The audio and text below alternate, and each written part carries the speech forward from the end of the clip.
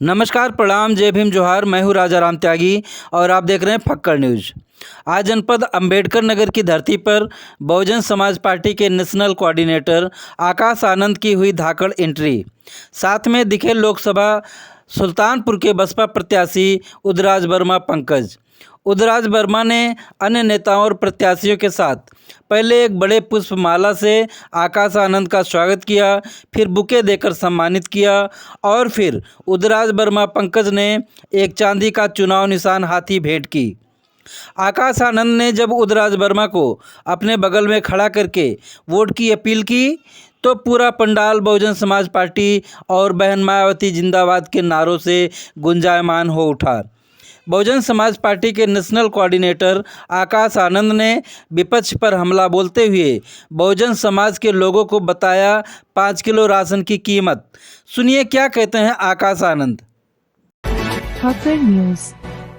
साथियों, रोजगार का इतना बुरा हाल है कि मैं आपको एक न्यूज हेडलाइन पढ़ के सुनाता हूं तो आपको समझ आएगा कि ये 30% की जो संख्या है वो कितनी बड़ी बन चुकी है।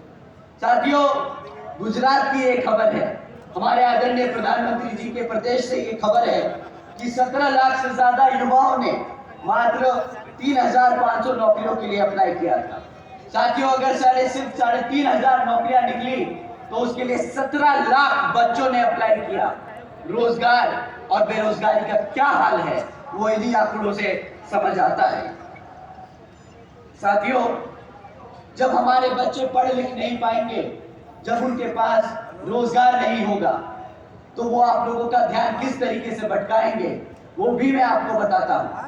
साथियों, ये पिछले कुछ महीनों से सीना चौड़कर आप लोगों के बीच में मुफ्त राशन देने की बात कर रहे हैं। ये कहते हैं कि इन्होंने 80 करोड़ जनता को मुफ्त में राशन देने का काम किया है। आप लोग ही बताइए साथियों, जब 2014 में ये हम सब से वोट मांगने आए थे, जब ये जनता से वोट मांगने आए थे तो इन्होंने वादा मुफ्त में राशन देने का किया था या सालाना 2 करोड़ नौकरी देने का किया था? आप बताइए साथियों, किसका वादा किया था?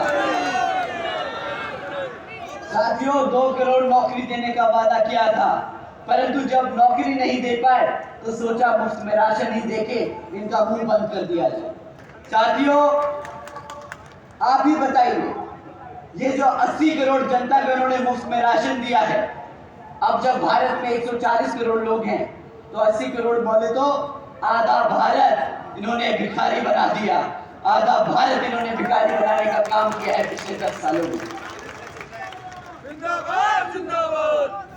साथियों, एक सिंपल सा बड़ा आम सा आप लोगों के साथ मैं गणित करना चाहता हूं।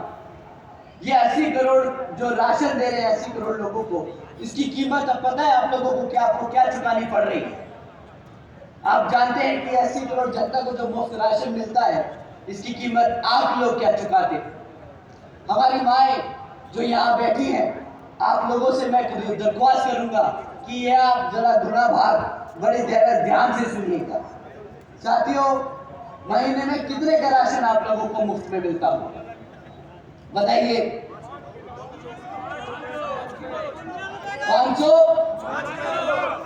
5 किलो।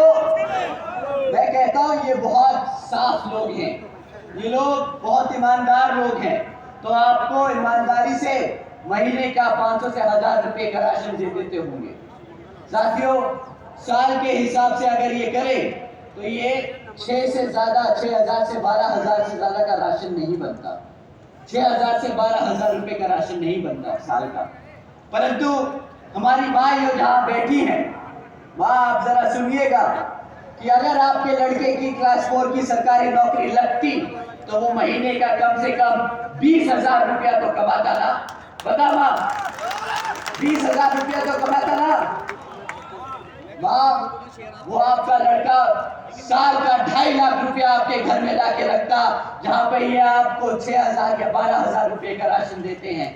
ये 12,000 रुपए के राशन पे जो 2.5 लाख का चूना आपको लगा रहे हैं, तो इस बारी साथियों, जिस थैले में भर के इन्होंने आपको राशन दिया था वही थैला इनको थमाकर खाली कर इन्हें वापस भेज देना और बता देना कि मेरा वोट मेरे हाथी के साथ है, मेरा वोट मेरी बहन जी के साथ है।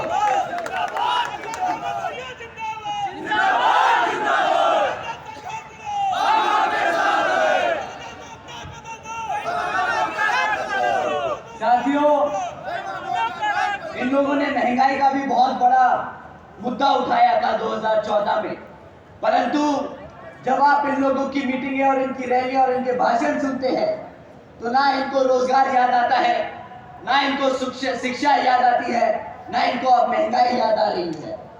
साथियों, बताइए कि आप लोग इस मीटिंग में आने के लिए कितने रुपए का पेट्रोल डला कर आए हैं? बताइए साथियों, कितने का पेट्रोल डला है? 100 रुपया, 200 रुपया, 3000। तुम्हारी गाड़ी ज्यादा पी रही है तेल भाई। साथियों, जब ये लोग सत्ता में आए थे 2014 में, तब पेट्रोल का दाम 50-60 रुपया हुआ करता था। आज यही पेट्रोल 100 रुपया पार कर रहा है। परंतु अब ये आप लोगों से पेट्रोल के दामों के बारे में बात नहीं करेंगे, क्योंकि उन्हें पता है कि उन्होंने पिछले 10 साल में सिर्फ और सिर्फ महंगाई कर अपने धरना सेठों के जेब भरने का काम किया है। हमारे गरीब और हमारे बहुजन समाज के लिए एक भी काम ये लोग नहीं गिनवा सकते। आप साथियों, अभी कुछ दिन पहले ही बीजेपी के बहुत बड़े नेता ने हमसे कहा कि कुछ लोग बीजेपी को बुलडोजर की सरकार कहकर बदनाम करने का काम कर रहे हैं। वो जो नेता है वो यही उत्तर प्रदेश से सांसद हैं और बहुत ही उच्च स्तर पे यहाँ भारत सरकार में एक पद पर है। वो कहते हैं यूपी में बीजेपी की सरकार ने जनता के लिए बहुत से काम किए। आपको अपनी आंखें खोलकर देखना चाहिए और पता करना चाहिए कि यूपी में कितनी तरक्की हो रही है। तो साथियों, वो बहुत बड़े नेता हैं, इसलिए हमने उनकी बात मानी और हमने अपनी आंखें खोलकर देखा और कहना बंद कर दिया कि यूपी की सरकार बुलडोजर की सरकार नहीं है। परंतु जो हमने जाना वो हम आप लोगों के सामने रख रहे हैं। फिर आप बताइएगा कि यूपी की सरकार तरक्की की सरकार है या फिर बर्बादी की सरकार। साथियों, जब हमने जाना, जब हमने पढ़ाई लिखाई करी इसके बारे में, तारबीन करी, तो हमें पता चला कि पिछले 1 साल में हमारे उत्तर प्रदेश में 65,000 से ज्यादा हमारी बहन बेटियों और माताओं पर अत्याचार के केस दर्ज किए गए हैं। साथियों, यही नहीं बल्कि 400 से ज्यादा किसानों ने या उत्तर प्रदेश में अपनी खुद की जान ले ली, क्योंकि इनकी भाजपा की सरकार की चलती गलत नीतियों के तहत। साथियों, ये भी खबर सुनी हमने कि 62 प्यून की नौकरियों के लिए 90,000 से ज्यादा यहाँ पीएचडी ग्रेजुएट्स और मास्टर्स के स्टूडेंट्स ने इन प्यून की नौकरी के लिए अप्लाई किया। साथियों, यही नहीं, 40% से ज्यादा 5 साल की कम उम्र के बच्चों कुपोषण के शिकार हैं। यूपी में बच्चों के खिलाफ यौन शोषण के मामले देश में सबसे ज्यादा हो चुके हैं। हमारे यूपी में हत्याओं के केस यहाँ पर देश में सबसे ज्यादा हो चुके हैं। आदरणीय नेताजी, आप जिस उत्तर प्रदेश के वाराणसी से सांसद हैं, वो प्रदेश आज भारत का किडनैपिंग कैपिटल बन चुका है। साथियों, किडनैपिंग कैपिटल बन चुका है। आज उत्तर प्रदेश में 16,000 से ज्यादा किडनैपिंग के केस दर्ज किए जाते हैं। तो ठीक है साथियों, हम नहीं बोलेंगे बुलडोजर की सरकार। आप लोग जो यहाँ की सरकार को तरक्की की सरकार बता रहे थे, उसको हम बदतमीजी और गद्दारी की सरकार कहते हैं। बदतमीजी और गद्दारी की सरकार कहते हैं।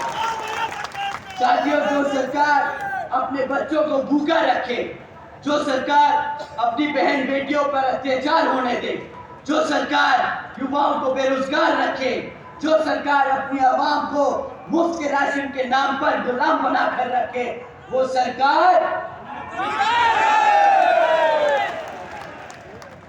साथियों, 2 करोड़ नौकरी का वादा देकर युवाओं के साथ जो धोखा किया वो मत भूलिएगा वोट डालते वक्त। अग्निवीर योजना चलाई थी, उसके नाम पर भी जो मजाक किया है वो भी मत भूलिएगा, क्योंकि मुझे पता है यहाँ से हजारों बच्चे आर्मी और पैरामिलिट्री फोर्सेस के लिए अप्लाई करते हैं। तो जब वो अग्निवीर योजना आई थी तो कितने लोगों को लाठी पड़ी थी, मुझे पता है हमारे युवा साथियों को, जब वो लाठी पड़ी थी तो क्या उन पे बीत रही थी। तो डालते वक्त वोट वो याद रखना साथियों। कवरेज का हमारा प्रयास कैसा रहा कृपया कमेंट बॉक्स में ज़रूर लिखिए। अगर चैनल पर नए हैं तो फक्कड़ न्यूज़ को सब्सक्राइब कीजिएगा, खबर को ज़्यादा से ज़्यादा शेयर कीजिएगा। बहुत बहुत धन्यवाद।